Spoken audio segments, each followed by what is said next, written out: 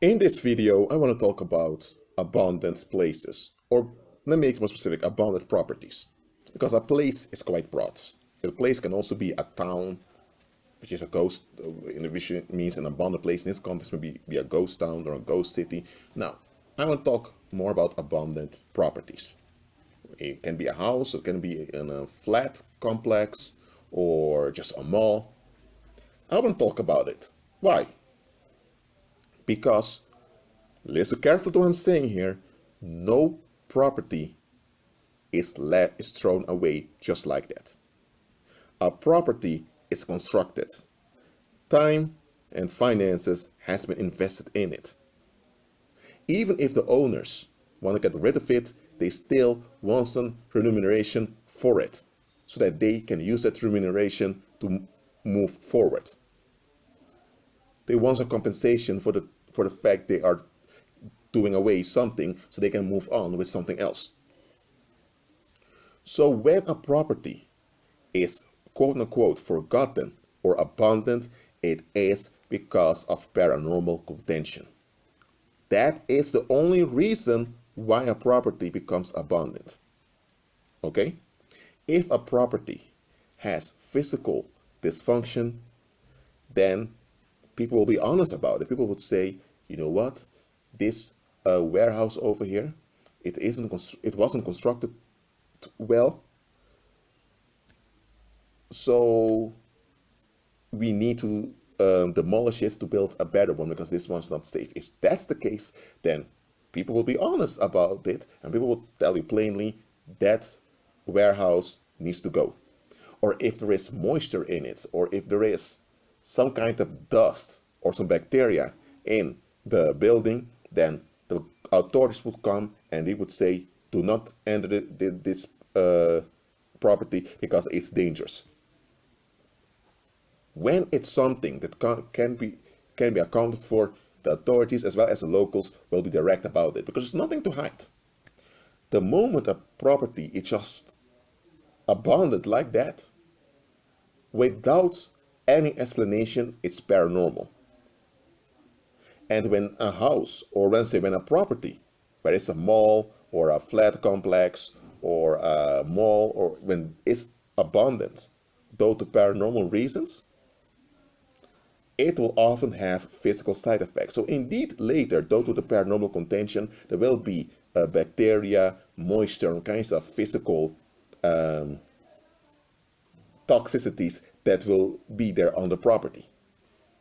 But then people may mistake and think, oh, it's because of these physical toxicities that people abandon the place. No, it's because of the paranormal contention that people left, and now because the negative energy kept floating around there and the demons kept hanging around there, the building went more and more backwards.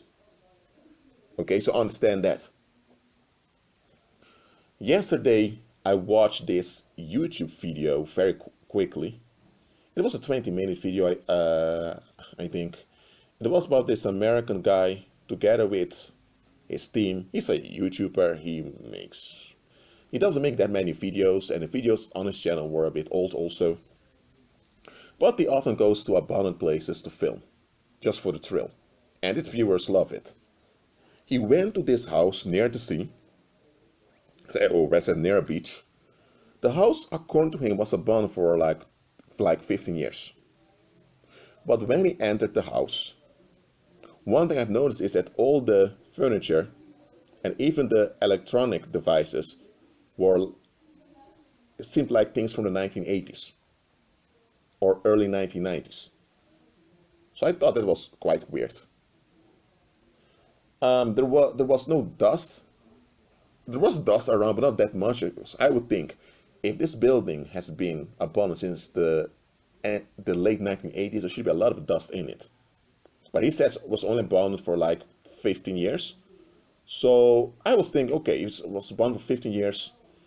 There should be at least a bit dust. But then he told me that he used the place for a photo shoot also before he filmed how it was abandoned. So I thought, okay, maybe they removed some dust before they filmed. Okay, so that's possible. I had a bad feeling about that property. That's one thing. But what I also noticed about that property was that there were a lot of goods in it.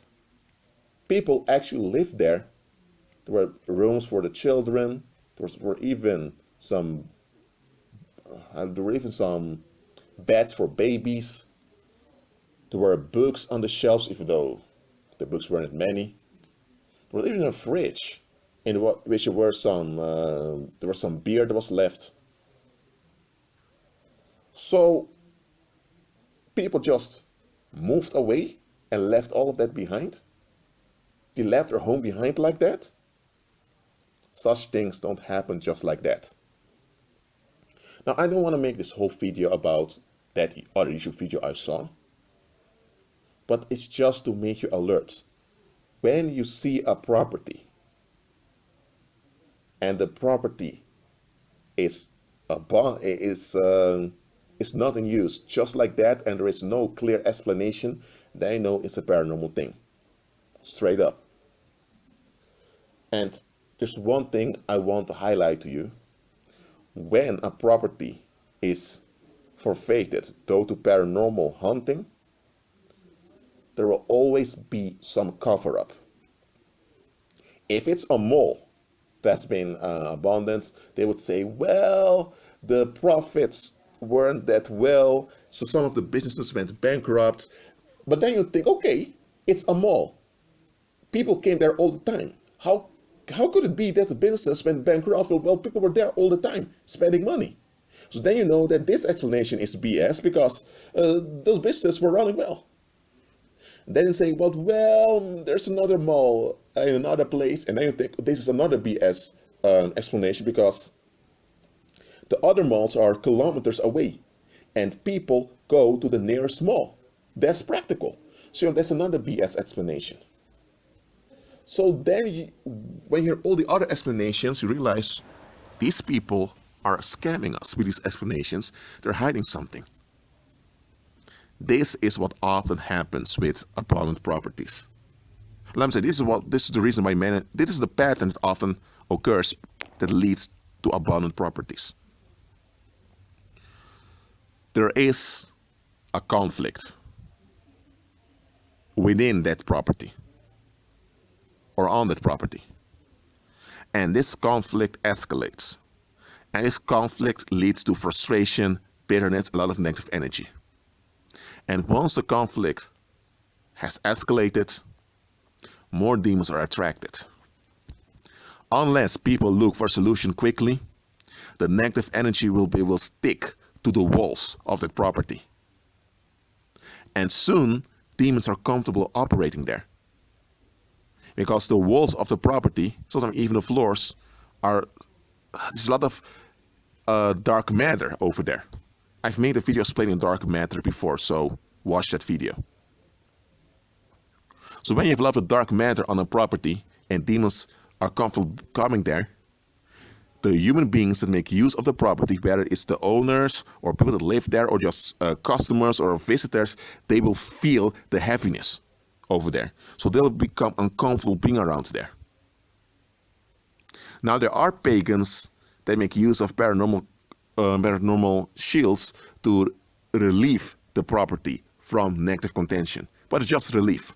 And often they relieve the property by pushing the dark matter on an individual. So it can be that you enter let's say, for example, and I'm talking to believers now, let's say you're on holidays and you're about to enter a snack bar. Or I would say the proper English word, I think, is cafeteria. You're about to enter a cafeteria. And the Holy Spirit tells you, don't enter it. You hear the Holy Spirit clearly tell you, don't enter. You're hungry, you have money, and you see they have this delicious chicken that they are roasting over there. And you see all the fries and all the milkshakes, and you think, Lord, and the Holy Spirit tells you, don't go there. You don't go. What's going on? That place is haunted. That place has a lot of dark matter because the owners are, which is not married couple, they're fighting often, and the employees also don't want to work there, but they're only there because they need a job. So there's a lot of contention. And because there's a lot of dark matter there, and demons come often there. So now the owner hired a shaman to get rid of the negative tension. And what will the shaman do? The shaman will wait for a customer to come by who has a clean energy field.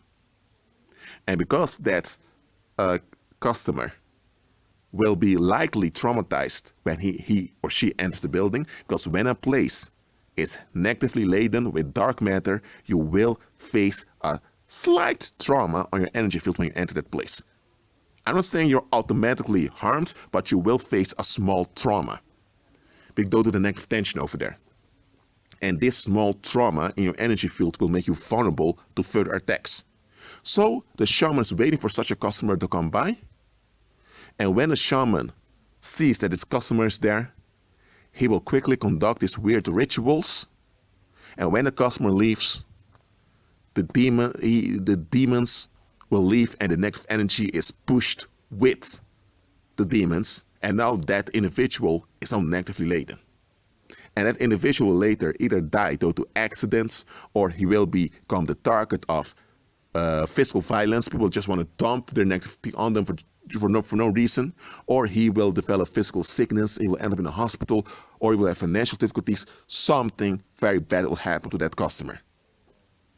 There are pagan businesses that operate this way. From time to time, they will dump the dark matter on one of the customers.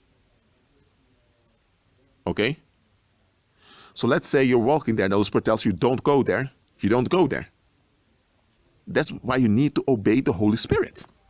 But let's say now that the people from that business, from that cafeteria, didn't have a shaman to pay, they didn't have a shaman nearby, and they didn't have any way to relieve the negative tension. Then sooner or later, no customer will come there anymore, because every customer that will come there will experience something bad in their life shortly afterwards. So people will people will see the connection between customers of that cafeteria and bad things happening in their lives. Will begin to avoid that place, and then they'll go out of business. But if they go out of business, they're bankrupt, they will have consequences also. So what will often happen is that those people, to avoid bankruptcy and all the financial difficulties will come with it, with the banks, they will just vanish. They will leave the cafeteria behind, and suddenly there will be a lot of dust growing in the cafeteria. There's nobody there. And let's say the authorities see that the place is haunted. What they would do is they would send some pagans there who have paranormal covers to clean the place from time to time, to give the illusion as if it's still in business, as if it's just renovating, even though it's haunted and abandoned. It's important to know these things. That's why when you have a house where people often argue and fight, I'm telling you, don't go there. Even if you don't participate in the fights and the arguments, there will be dark matter will grow in that place. And every time you enter that place, your energy field is affected by the dark matter that's in that place. Even if you're a believer, because remember, as a believer, you're still a human being. You still have your natural vulnerabilities.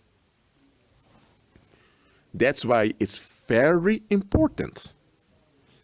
And I'm going to emphasize, so listen carefully to me. That's why it's very important to examine those you allow in your place of residence. Whether it's just a small apartment you're renting, or whether it's your own farm that you possess, whatever place of residence you have, beware who you allow in your place of residence. Because let me give an example. Let's say your name is Joey, and you have this buddy called Mike. Mike is a covert homosexual. He's living his sodomite lifestyle, but nobody knows about it. He encounters a lot of negative energy due to his lifestyle. And then he comes to your place. What happens every time he enters your place, some of that heaviness is left behind. And when he often comes to that place, after a while, dark matter will grow in your house, or in your part, or in your flat, or on your farm. And once that happens, sooner or later, that Mike will feel uncomfortable over there and he will leave. He won't come again, even though he was the one that transferred that negativity there to begin with. And then you're left with all kinds of difficulties in your place. And soon you'll have demons coming there to hang around. And when demons come, you will also experience predators and dangerous people that are attracted to your property. That's how a lot of folks become the target of burglars. That's how a lot of people, after a while, they are robbed by criminals. And they think, we don't have expensive stuff in our house. Why did criminals come here and why did they broke in here? It is because that house is contaminated with dark matter. Demons hang around there. So when there were desperate criminals walking around, the demons attracted them. The demons withdrew negative energy from them, and because of that, the desperate criminals felt attracted to your house because the demons were drawing them, and that's why they broke in, because they felt attracted to your house. Even though after they broke in, they realized there's nothing there, they still broke in, and now you're dealing with the damage that they broke in. How this happened? Because earlier there were either too many fights or too many negative meditation in that house, or if you are people who were never arguing, you're always at peace, it can be that you had someone on the phone often that was venting rage. And because an individual was venting rage and his message was heard in your place, that caused negative energy to come to your place, because you were in contact with the individual who operated in a low vibration, and after a while, without being aware of it, you adapt to that low vibration. When you were talking to them, they were venting to you and you agree with them and you gave sympathy, without being aware of it, you were drawn into the negative vibration. So you began to operate on that same vibration, and because you operate on the same vibration, much of the negative tension that other individual had came towards you through the phone or through Skype or whatever you were using. So because you had phone contact with this individual that was in a low vibration, often it began to contaminate the place where you had contact with this individual through the phone. And this led to dark matter growing in your home, and now it led to burglars also breaking in. Many people don't see this connection. That's why I'm informing you. Beware who you remain in contact with, and beware with whom you keep close to you. When you keep people close to you that persist in the negative, then be sure that what you can expect is that sooner or later something very bad is going to happen. And it can happen to you because you are surrounding yourself with that negative vibration. Look, if you have people that need help, then you need to make plain on them they need help. You should have empathy towards them and sympathy when it's appropriate, but do not allow them to vent endlessly with you, and do not allow them to keep coming to your place with their issues. You're not being mean towards them, you're being practical, because they need to be freed from whatever is haunting them. If they are not freed from what's haunting them and they remain close to you, sooner or later what's haunting them is going to affect you. And then you have two people in trouble. Now you only have one individual in trouble and you're not in trouble, so you can be a blessing onto them. But if you are in trouble also, what's going on? And if they are realistic, they won't even come to you all the time to vent. They would say, you know what, John, let's say your name is John, thank you for listening to me, I vented too much. I'm not going to call you anymore. I need to look for help. If you can help me, find help, I thank you. Someone that's realistic would realize, no.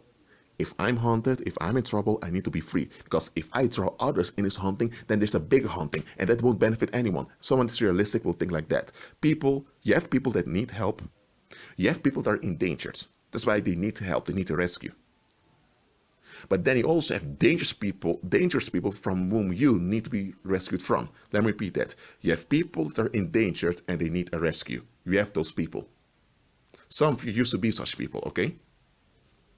But then you also have people that are dangerous, and that's why you need to be rescued from them. And the second category, don't allow them to come to your place and limit your contact with them at a distance. Because if they keep calling you or texting you and the only thing they're transferring is that low vibration, then sooner or later you will have diseases in your house, you will have demon spirits walking around, sooner or later you will have accidents in your own house or in your affairs. So beware. Why do you think that in many businesses, when you're about to get a job, they allow you to talk to the recruiter first? The recruiter is there to trigger you to find out what type of individual you are.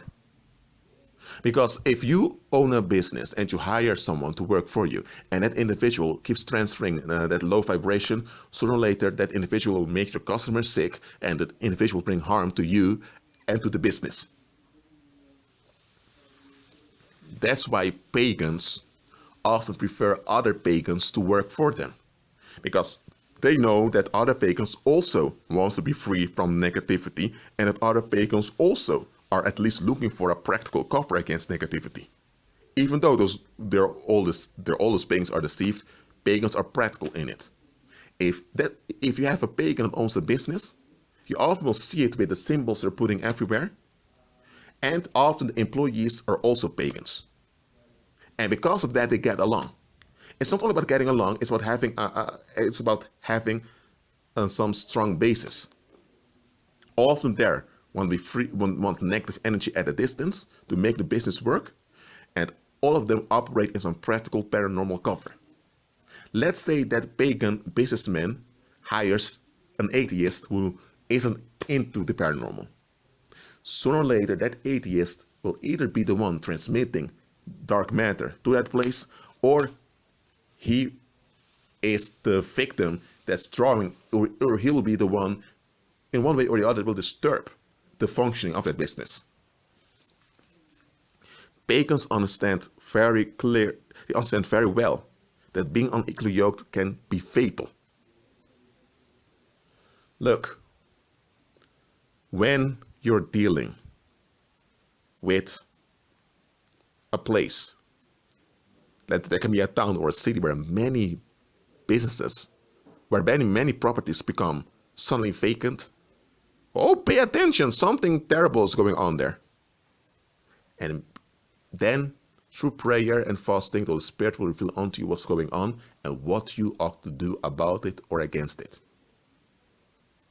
Be alert, folks. I'm telling you, be alert. So for now, agree with Christ and be at peace.